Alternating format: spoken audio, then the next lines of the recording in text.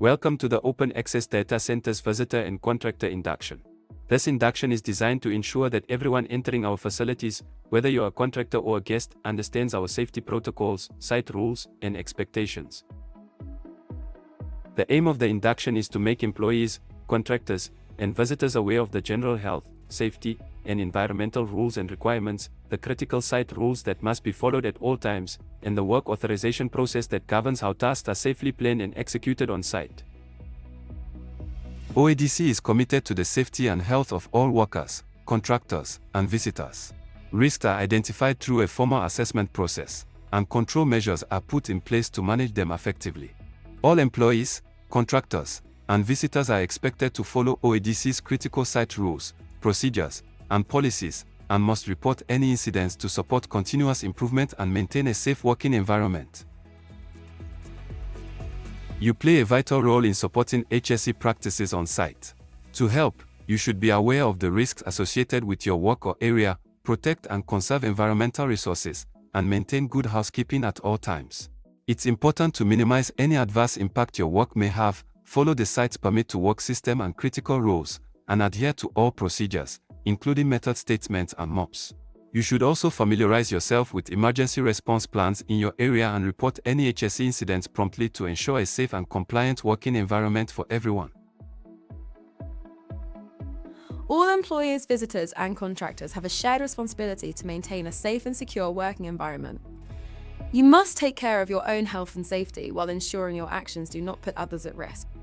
It is essential to work collaboratively with the company to support compliance with all applicable laws and to follow any lawful instructions, rules, or procedures related to health, safety, environmental protection, or security.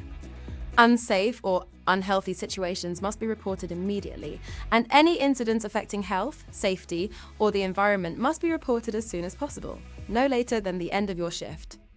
Additionally, personal information such as passwords must never be shared unless you are authorized to do so.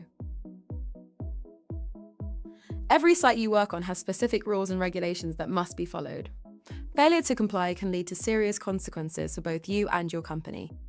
You are expected to obey all safety signs, always work in a safe manner, and maintain good housekeeping practices. Dispose of waste in the correct bins, keep your desk clean, and protect sensitive information like passwords. All incidents must be reported, and the permit to work process must be used for any high-risk tasks. Access to the data center is strictly controlled, and OADC reserves the right to deny entry. Entry and exit are only permitted through the main site entrance or other designated access points. Without a valid government-issued ID, you will not be granted access or allowed to work on site.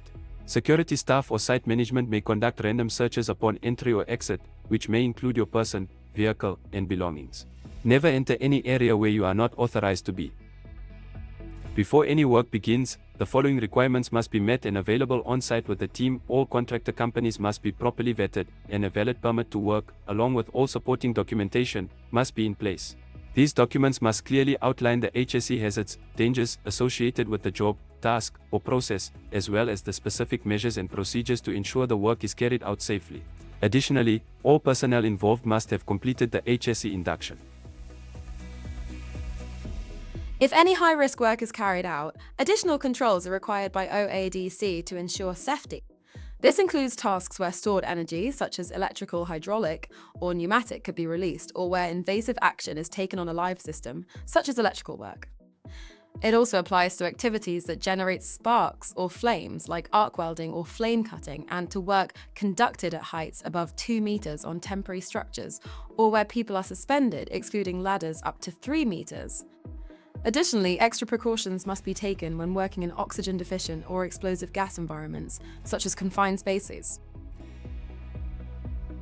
No alcohol, drugs, or any intoxicating substances may be brought onto or used on site.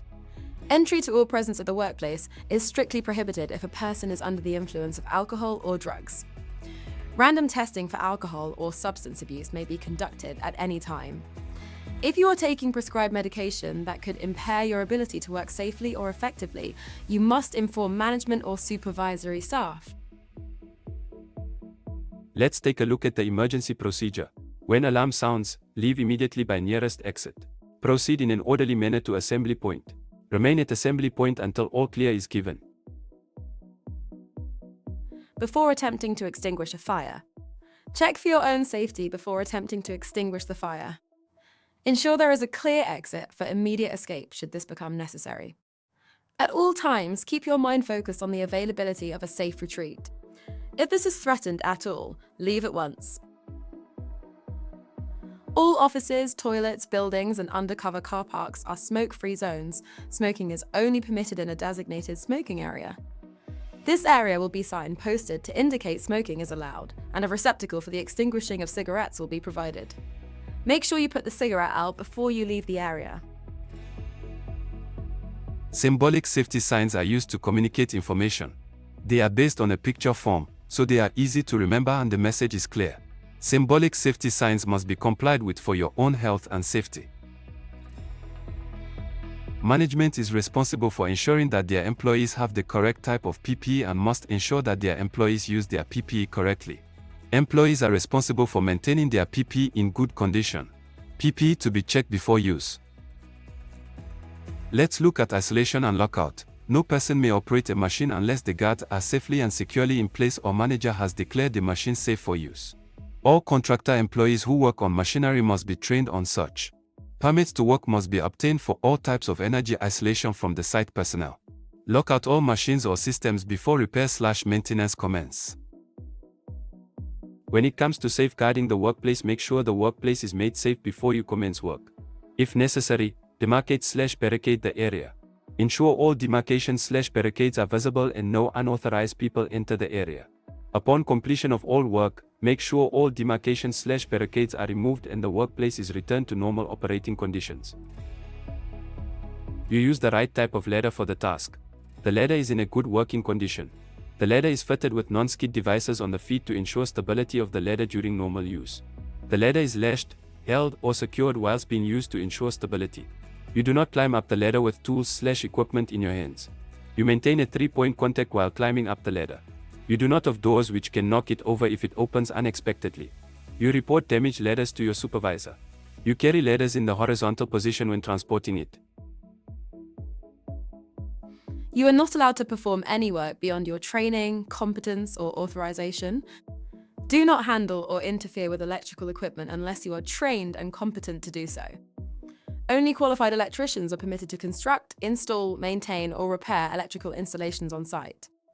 Always treat both high and low voltages as dangerous. Electricity is invisible, which makes it even more important to follow safe working procedures at all times, and remember, electricity can kill.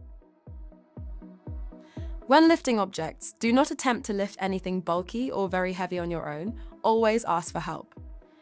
Be cautious of sharp edges and protruding nails that could cause injury. Use proper lifting techniques. Bend your knees, grip the object firmly with both hands, and lift with your legs rather than your back to avoid strain. If you need to lift something to a higher level, use the 2-stage system by placing the object on a bench or other support before lifting it further. To lower an object, simply reverse the procedure. Lastly, never carry anything that blocks your line of sight, as this can lead to accidents. That brings us to the end of the induction. Please adhere to all safety protocols, site rules, and expectations. Thank you for watching the video. Please select the Complete Unit button located at the top right of the screen to finish the induction and receive your completion confirmation email. You can download your certificate from the next screen. Please note that your certificate will be valid for 12 months.